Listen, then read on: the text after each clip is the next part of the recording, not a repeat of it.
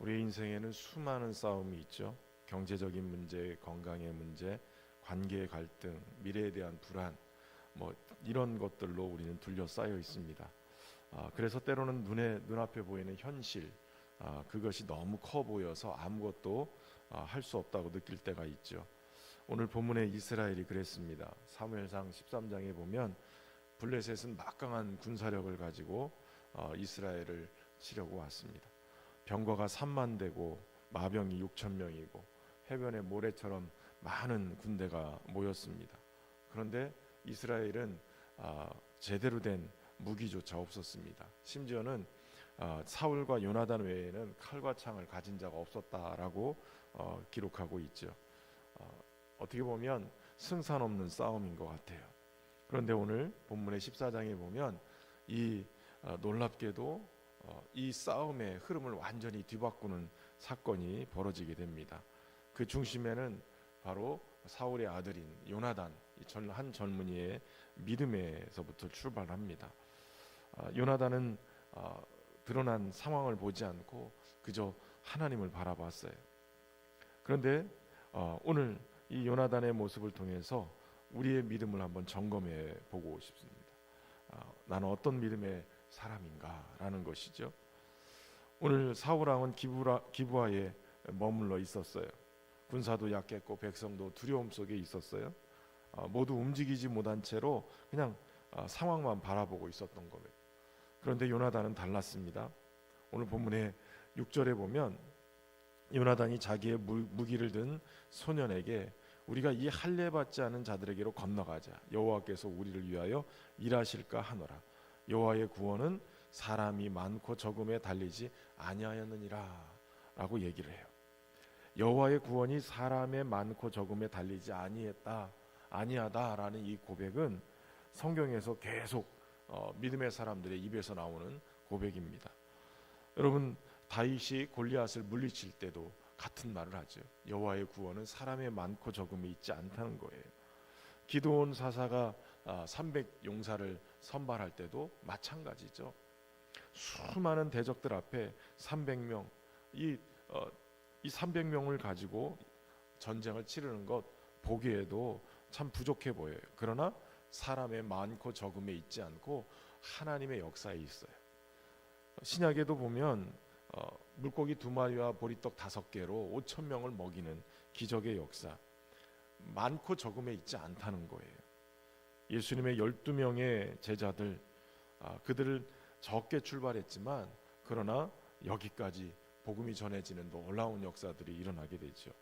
그러니까 하나님은 언제나 많은 것을 통해서 역사하신 게 아니라 적은 것, 작은 것을 통해서 역사를 하셨어요. 다만 전제 조건이 있죠. 바로 믿음이 있느냐 없느냐예요. 요나단의 믿음, 무모한 믿음이 아니었어요. 그는 하나님께 표징을 구하고 하나님의 뜻을 확인하고 올라갔어요. 여호와의 인도하심이 확인되자 그는 앞뒤 가릴 것 없이 담대하게 행동했어요. 그 수많은 적들이 있는 곳에 그저 무기 든 사람과 함께 올라가요. 두 사람만으로 이 블레셋 진영이 무너지기 시작해요. 하나님께서 적진의 큰 혼란을 일으키기 시작합니다. 그러면서 그 떨림이라고 표현해서 땅도 진동했다. 그것은 지진이 일어났다는 얘기예요. 믿음의 역사가 지진을 일으키고 이 블레셋 진영의 혼돈이 큰 떨림이 일어나게 되는 거예요. 그럼 우리의 삶에도 블레셋 같은 문제들이 있어요. 경제적인 문제, 관계의 문제, 자녀의 문제, 또 여러 가지 우리의 삶에 문제들이 있죠. 눈으로 보면 불가능해 보이는 것도 있어요. 그러나 믿음은 눈으로 보여지는 것보다 하나님을 더 크게 바라보는 것이에요.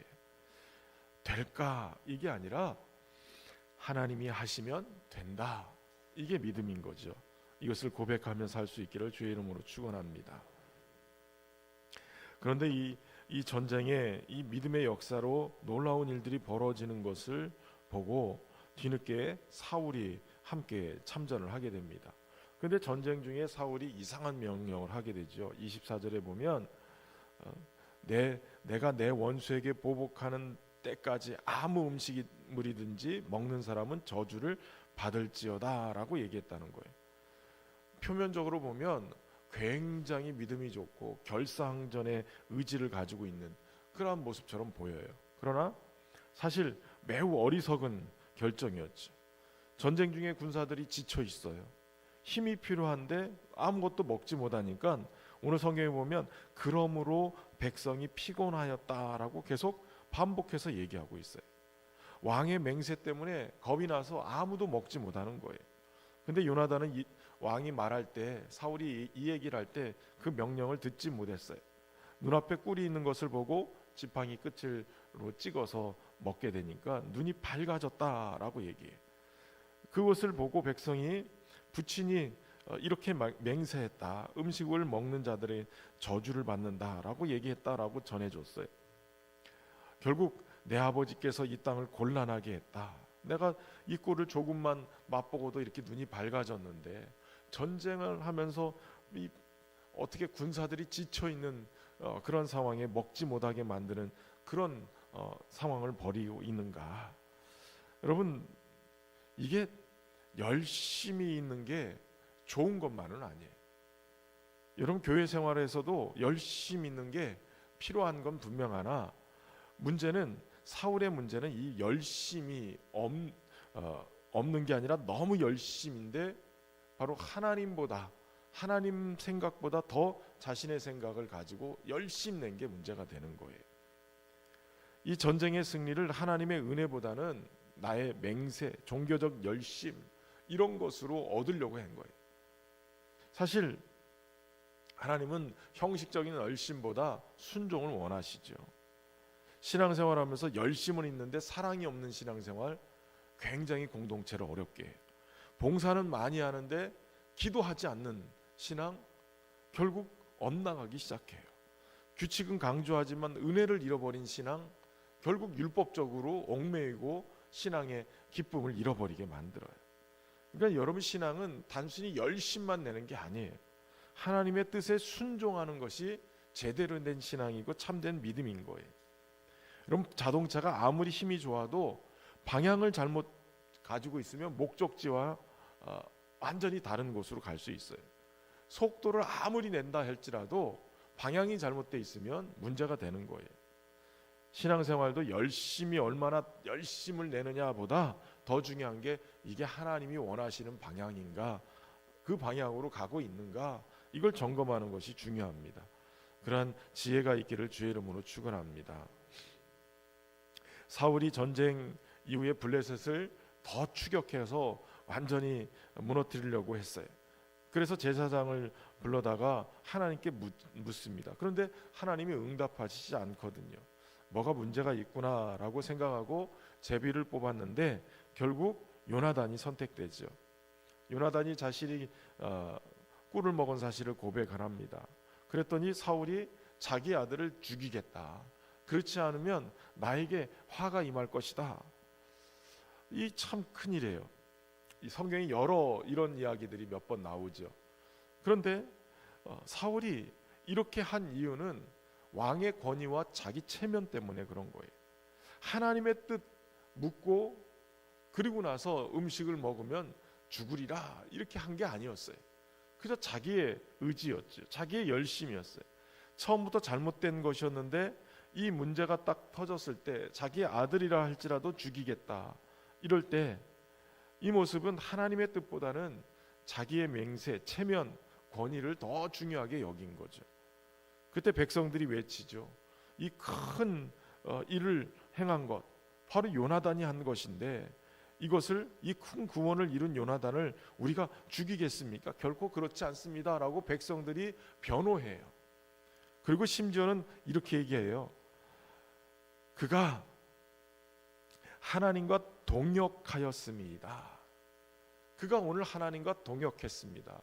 그러니까 이 블레셋을 물리친 이 일을 그가 하나님과 동역하는 모습을 백성들이 다 봤다는 거예요. 백성들이 하나님이 역사하시고 또 하나님이 그와 함께 하셔서 이 일을 하게 하신 것을 너무나도 잘 알고 있었던 거예요. 그런데 사울은 그걸 모르는 거예요.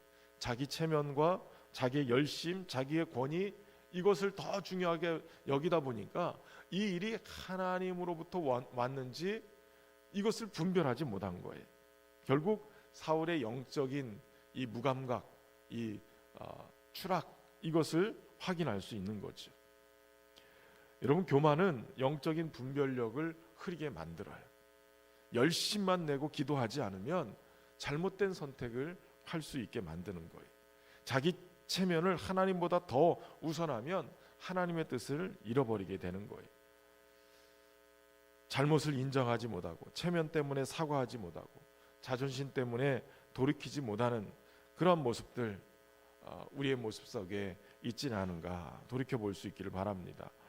하나님은 겸손한 사람에게 은혜를 베풀어 주시는 거예요. 진정한 믿음은 내 체면보다 진리를 택하고 하나님의 뜻에 순종하는 것이에요. 요나단은 믿음의 사람이었고 사울은 자기중심적인 사람이었어요.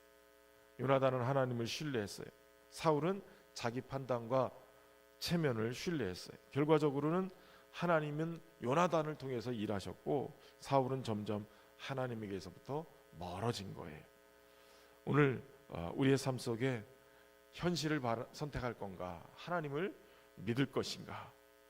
여러분, 믿음으로 하나님 바라보고 믿음의 역사, 여호와의 구원이 사람이 많고 적음에 있지 않다라고 고백했던 요나단의 고백과 같이 믿음으로 주님 바라보면서 승리해 갈 수 있기를 주의 이름으로 축원합니다. 참 좋으신 하나님, 사무엘 오늘 본문의 말씀을 통해서 믿음의 사람이 어떤 모습으로 살아야 될지 깨닫게 하시니 감사합니다. 눈에 보이는 현실과 숫자에 흔들리지 않고 요나단처럼 하나님을 바라보고 신뢰하는 믿음으로 살아갈 수 있도록 인도해 주옵소서.